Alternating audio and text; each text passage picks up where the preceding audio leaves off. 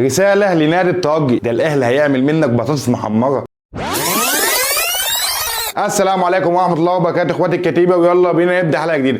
حلقه النهارده جايين نتكلم فيها في بعض الاخبار، فعايز يبقى عندك طول بال معايا النهارده هنقسم الحلقه لفقرتين. الفقره الاولى جايين نتكلم فيها عن لقاء النادي الاهلي والنادي الترجي في نهائي دوري ابطال افريقيا اللي انتهى بتعادل الفريقين باصفار. النهارده النادي الاهلي عمل ماتش يعتبر كويس الى حد ما، وسيبنا من الحته دي لان احنا جايين نتكلم في حاجه مهمه. الحاجه المهمه اللي احنا جايين نتكلم فيها هو اداء نادي الترجي. طلع علينا بعض الناس في السوشيال ميديا بيتكلموا ان الزمالك في البطوله الكونفدراليه قابل فرقه ضعيفه، انا معاك، والفرق ما تستحقش انها تلعب في البطوله، انا معاك. لكن النهارده تعالى قارن نهضة بركان، اداء نهضة بركان ونادي الترجي التونسي اللي النهارده ما عملش حاجه. مدرب الفريق او مدرب فريق نادي الترجي اللي انا اشدت بيه الحلقه اللي فاتت وقلت لك انه مدرب يعتبر كويس وكان الترجي فيها الحصان الاسود ووصل البطوله، النهارده بيقدم اداء خزعبلي في ملعب ممتلئ جدا بالجماهير التونسيه. يعني مش هيبقى عندك فرصه ثانيه ان انت تضغط على النادي الاهلي باي طريقه غير ان انت يبقى اداء كويس في استاد القاهره.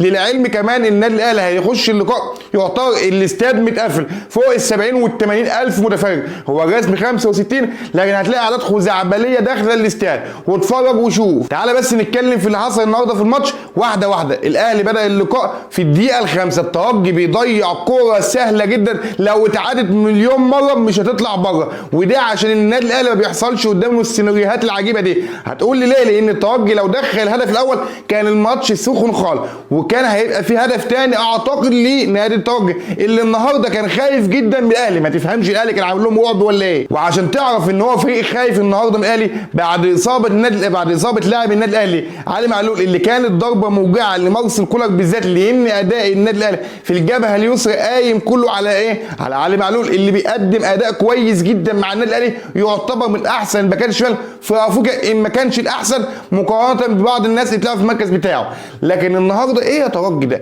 ايه الاداء الخزعبلي ده؟ لكن شابوه ثم شابوه ثم شابوه لمارسيل كولر النهارده اللي طلع بنتيجه برضه تعتبر كويسه الى حد ما. لكن هقول لك تاني ان هي نتيجه خادعه، ولو مستنيني اطلع اتكلم واقول لك ان في كلام كتير ممكن اقول لك في ماتش النهارده ابقى راجل ما بفهمش كوره ولا انت راجل بتفهم كوره، لان بعدها مفيش اداء يحسب للفرقتين، لا ده ولا ده. الاهلي بيحاول يلعب على الاطراف عن طريق بيرستاو شويه وعن طريق امام عاشور شويه اللي بيحاول يميل للجنب مع كريم فؤاد لكن بدون اي خطوره. وتعالى شوف واتفرج، ولو انت راجل بتفهم كوره وكوير هتعرف النهارده ماتش من اسوأ الماتشات اللي اتلعبت في نهائي دوري ابطال افريقيا. ماتش مكون من 90 دقيقه و22 لعيب بيلعبوا بعض، مفيش ولا تسديده مقنعه على مرمى الفريقين سواء ده او ده. عشان كده انا مش عايز اتكلم فني كتير، لكن بتكلم في بعض النقاط المهمه، اولهم التيفو بتاع جمهور نادي الترجي التونسي. النهارده جمهور نادي الترجي التونسي عامل تيفو، انت عارف لمين؟ عشان انا مش عايز انطق الكلمه عشان الفيديو ما ينحصرش، لكن شابوه ثم شابوه ثم شابوه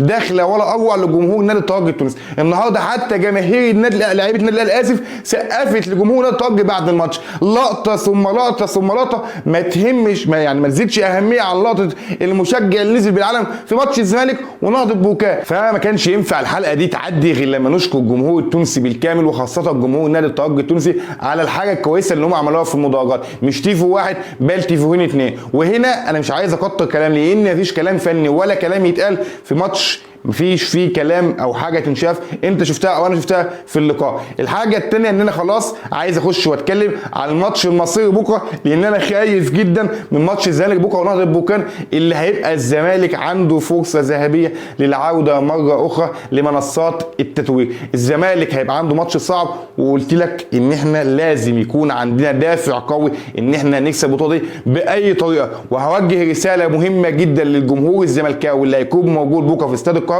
انا مش عايز ناس تطبل وتسقف تقول زمالك بس، انا عايز الجمهور يبقى عنده شراسه في كل حاجه. لو بصيت النهارده الجمهور نادي الترجي التونسي كان كل كوره الفاول كان بيعترض عليه، فاول الحكم بيحسبه كان بيعترض عليه، كان الجمهور عامل حاله كويسه ومدي دافع شويه للاعيبه نادي الترجي. النهارده المفروض الزمالك يبقى على اتم الاستعداد او جمهور الزمالك يكون على اتم استعداد للماتش كويس، وعايزين تشجيع من النار، مش عايزين غناء زي ما احنا متعودين، لكن عايزين زي ما قلت لك او زيزو قالها قبل كده والناس ضحكت عليه، عليه المفروض ان الجماهير تبقى عندها تزوم على كل كوره في الماتش، ومش هنكسف ان اقولها لك لان اي جمهور في العالم بيعمل كده، واولهم جمهور النادي الاهلي اللي بيتريق على كلمه زيزو في الكلام لما قال زوموا على الحكم.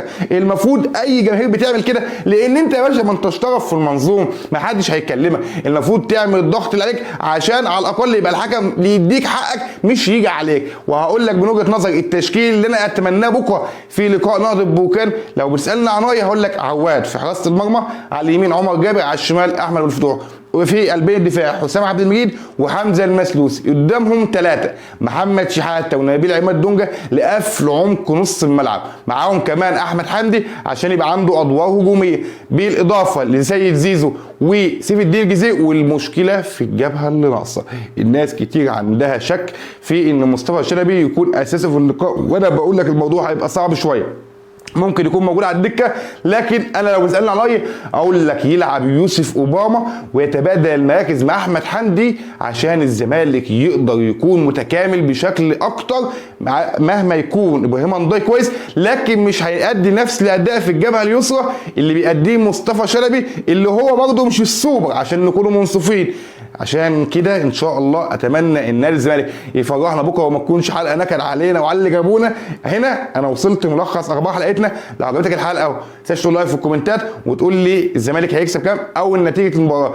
هنا زي ما قلت لك وصلت النهايه، ما تنساش تعمل لايك واشتراك وفعل زر الجرس عشان يوصلك كل جديد. سلام.